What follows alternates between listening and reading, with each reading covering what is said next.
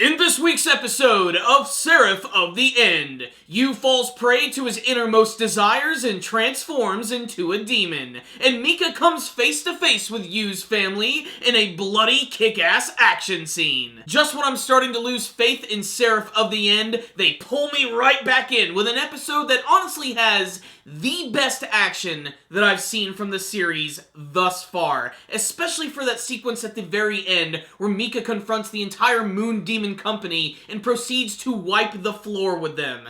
It's pretty freaking awesome, but this week's episode, from beginning to end, for the most part, was just a big, awesome action scene. It opens up immediately from the last one where Yu was seemingly dead. All of his organs have completely shut down, and apparently he's stuck in this weird sort of limbo, talking to his demon, Ashoramaru, who promises him all sorts of power. There's this interesting scene where apparently he could take the power of angels, which takes the form of this golden trumpet, which I basically think is just kind of like a big metaphor for don't go into the light, use my demonic power, and everything's gonna be a-okay. And basically they get to this action sequence where Yu gets all powered up, he runs across the city, he runs into Crowley and his goons, and starts to fight against them. This sequence right here is pretty cool. It's not the best part of the episode, and there's definitely a lot of teasing, because finally when Yu starts to take the power of Ashoramaru, he starts to change a little bit. He has this black horn erupt from his head, his eyes turn all red. Basically half of his body is demon at this point, and it looks really awesome.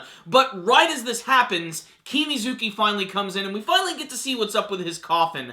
I'm still not quite sure really how it works, but apparently there's this like weird black demon which when it swallows something, it can completely contain it for a small amount of time, and I figured maybe it has the power to, you know, feed like on demonic or vampire energy. Maybe that's why when they finally brought Yu out, he was back to normal. But that's like just the beginning of this episode, my friends. That's just the appetizer, because when everyone finally meets up, they run into Mika. And this is when the episode finally kicks into overdrive. Just about every major character from the Moon Demon Company makes an appearance in this scene. There are a few that are not there, but a lot of the important ones, especially the ones that are a part of Guren's group. And you have Mika, who basically just brings out his sword and starts to run at all of them. And this sequence right here is the best scene from the series. Hands down, the best, most fluid animation. The camera sweeps are amazing, how they're constantly going around Mika, and you get to see all this amazing choreography. It's a sequence that you need to watch a couple of times so that you can see everything. You can definitely tell that the animators put their heart and soul into this sequence, and I wish they could do more like this. You know, it's a very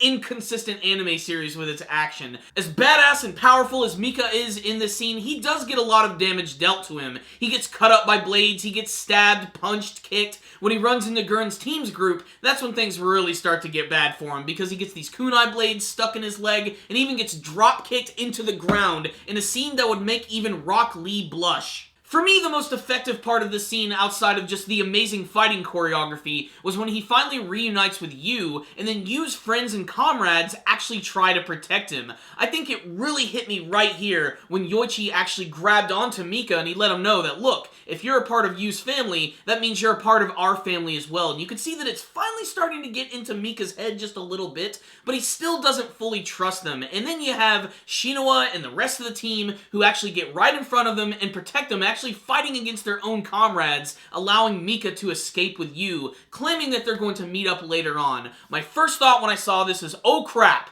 every single one of these guys are going to be executed for some sort of war crime. But before they can even get to that, the other vampires show up, jumping out of a helicopter, and just start destroying everyone. And a lot of characters from the other side start getting killed. A lot of, like, distinctive ones like Yayoi and that one dude with the bandana. They all just get killed instantly. You don't have any time to sort of come to grips with everything that's going on. It just really shows that the pacing of this episode was breakneck and all sorts of awesome. So what's the rundown on this week's episode of Seraph of the End? This was the best episode of the series thus far. I think most people will agree with me. It also had the best action sequences, especially that Mika one at the very end.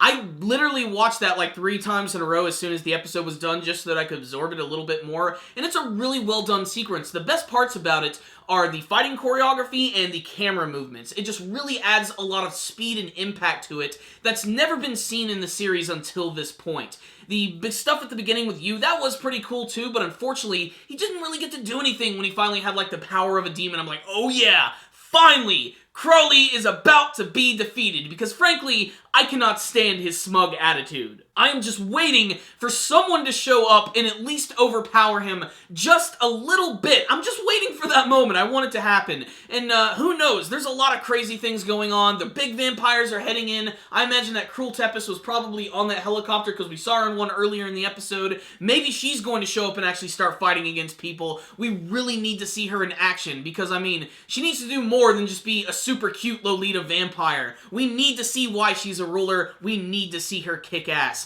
The good news is, this week's episode is kick-ass. It was a lot of fun, it had lots of fluid animation, the themes were really good, I especially love the beginning with him trying to choose between the angel and the demon side, and how the demon side is in many ways more desirable. It's very strange in this show. What I will say is, I was losing faith in the show, but now I'm kind of back on track. I'm ready to finish out the second season. Hopefully it ends decently. I don't know if I'm going to continue to watch the anime version, or if I'm just going to read the manga version, because I haven't checked that out yet. But still, here it is. Check it out, Seraph of the End fans. I thought this was a really good episode. Probably my favorite episode from the second season, and of the entire series in general. And it did have moments where it could have been better, but still, I was very satisfied by the episode. I really loved my experience with this one, so I'm going to give it a 5 out of 5. That's right. When I really don't have any complaints outside of nitpicking, I think this was a pretty solid episode. So check it out, Seraph of the End fans. You might see something you like. But if you did watch this week's episode, make sure to tell me what you thought about it in the comments section